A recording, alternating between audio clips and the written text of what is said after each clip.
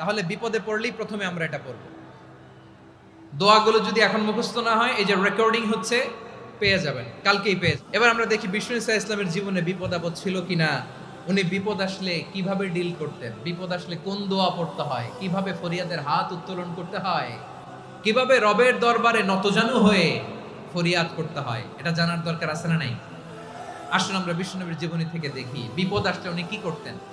বিপদ আসলেই প্রথমে বিশ্বনবী সাল্লাল্লাহু আলাইহি ওয়াসাল্লাম একটা দোয়া পড়তেন। কি পড়তেন? তিনি পড়তেন ইন্না লিল্লাহি ওয়া ইন্না ইলাইহি রাজিউন। নিশ্চয় আমরা আল্লাহর জন্য, নিশ্চয় আমরা কার দিকে ফিরবো ভাই? আবার কার দিকে ফিরবো? আওয়াজ করে বলুন তো, আমরা এসেছি কার কাছ থেকে, আবারও ফিরে যাব কার কাছে? এজন্য বিষ্ণুই পড়ছেন ইন্না লিল্লাহি ওয়া ইন্না ইলাইহি রাজিউন। নিশ্চয় আল্লাহর জন্য, ওই আল্লাহর দিকেই আমরা ফিরে যাব। তারপরে বিষ্ণুই পড়তেন আল্লাহুম্মা আজুরনি ফি মুসিবাতি ওয়াখলুফ লি খায়রাম মিনহা। একসাথে প্রথমে পড়তেন ইন্না লিল্লাহি ওয়া ইন্না ইলাইহি রাজিউন, তারপর পড়তেন আল্লাহুম্মা আজুরনি ফি মুসিবাতি ওয়াখলুফ লি খায়রাম মিনহা, মানে আল্লাহ, এই যে আমি বিপদে ধৈর্য ধারণ করলাম, এটার সব তুমি আমারে দাও, আর যেটা হারালাম এর চেয়ে ভালো কিছু দিয়ে মেকআপ করে দিও, ভালো কিছু দিয়ে বদল করে দিও। সুবহানাল্লাহ পড়েন। তাহলে বিপদ আসলে আমরা কি পড়ব? কথা বলেন। এই যে আমি শুয়েছিলাম, নাশিদ গাচ্ছিল ওরা, এদেশে পরস্পরে দেখা হলে দেয় সালাম, এদেশে আমজনতার হৃদয় জুড়ে পাকালাম, এদেশে বিপদ এলে সর্বজনে সর্বক্ষণে দোয়া পড়ে ইন্না লিল্লাহি। কি পড়ে?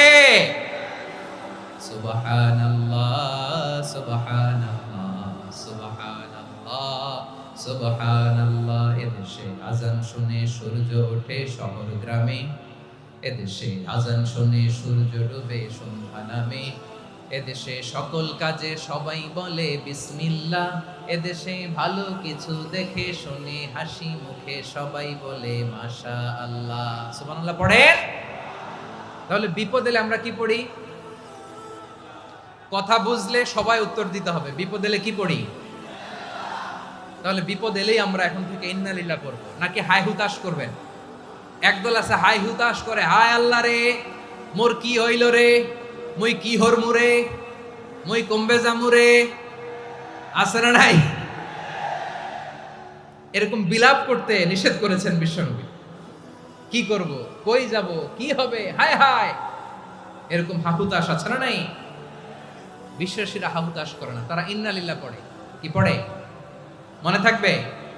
আমরা পড়ব ইন্না লিল্লাহি ওয়া ইন্না ইলাইহি রাজিউন। নিশ্চয়ই আমরা আল্লাহর জন্য, আমরা আল্লাহর দিকেই ফিরে যাব।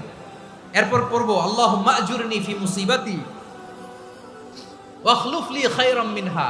আল্লাহ, আমি যে বিপদে ধৈর্য ধারণ করলাম এটার সওয়াব দিও, আর যা হারালাম তার চেয়ে ভালো কিছু দিয়ে বদল করে দিও। সুবহানাল্লাহ পড়েন। বিশ্বনবীর হাদিস শুনলেন উম্মে সালামা রাদিয়াল্লাহু তাআলা আনহা। ওনার স্বামী হলো আবু সালামা। মজার ঘটনা খেয়াল করে শুনেন আমার প্রিয় কলিজার টুকরা ভাইয়েরা।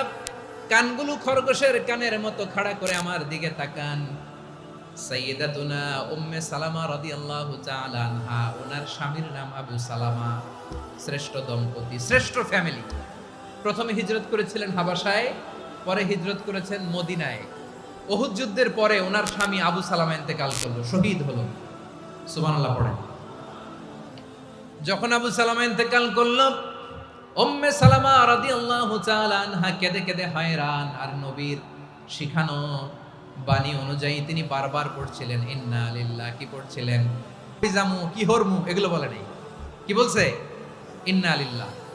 যেহেতু বিশ্বনবী বলেছেন কেউ যদি বিপদের প্রথম ধাক্কায় পড়ে ইন্না লিল্লাহি ওয়া ইন্না ইলাইহি রাজিউন, আল্লাহুম্মা আজুরনি ফি মুসিবাতি ওয়াখলুফ লি খায়রাম মিনহা, তাহলে এই বিপদে যে সে যা হারালো তার চেয়ে শ্রেষ্ঠ কিছু দিয়ে আল্লাহ তার বদল দিয়ে দিবে।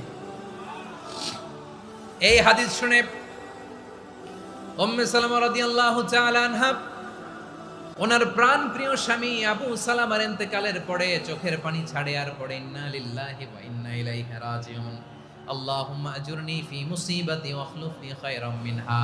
বারবার এই দোয়া পড়ে চোখের পানি ছাড়ে, এই দোয়া পড়ে চোখের পানি ছাড়ে, আর মনে মনে বলে আবু সালামার মতো ভালো মানুষ মদিনাতে নাই, আবু সালামার চেয়েও ভালো মানুষ মদিনাতে নাই, তার চেয়ে ভালো মানুষ কি করে আল্লাহ তাআলা আমারে দিবে, তার চেয়ে ভালো মানুষ তো আমি মদিনাতে দেখি না। চোখের পানি দিয়ে বুক ভাসায় আর নবীর হাদিসের উপর আমল করে পড়ে ইন্না লিল্লাহি ওয়া ইন্না ইলাইহি রাজিউন, ইন্না লিল্লাহি ওয়া ইন্না ইলাইহি রাজিউন। পড়তে পড়তে চোখের পানি ছাড়ে আর চিন্তা করে বিশ্বনবী বললেন এই দোয়া পড়লে যেটা হারালাম তার চেয়ে ভালো কিছু দিয়ে আল্লাহ পুরস্কার দেয়। আবু সালামের চেয়ে ভালো মানুষ মদিনার মধ্যে আর কে হতে পারে? কি আজীব তামাশা, কি অবাক করা ঘটনা। কিছুদিন পরে দেখা গেল সাইয়্যিদুল মুরসালিন রাহমাতাল লিল আলামিন স্বয়ং বিশ্ব নবী উম্মে সালামাকে বিয়ের প্রস্তাব পাঠিয়েছে। স্বয়ং বিশ্ব নবী উম্মে সালামা রাদিয়াল্লাহু তাআলা থেকে বিয়ের প্রস্তাব পাঠিয়েছেন। উনি রাজি হয়ে গেলেন, বিয়ে হয়ে গেল, উনি হয়ে গেলেন উম্মুল মুমিনিন, আমাদের মা, পুরো মুসলিম উম্মার মা। চিৎকার করে বলেন আল্লাহু আকবার।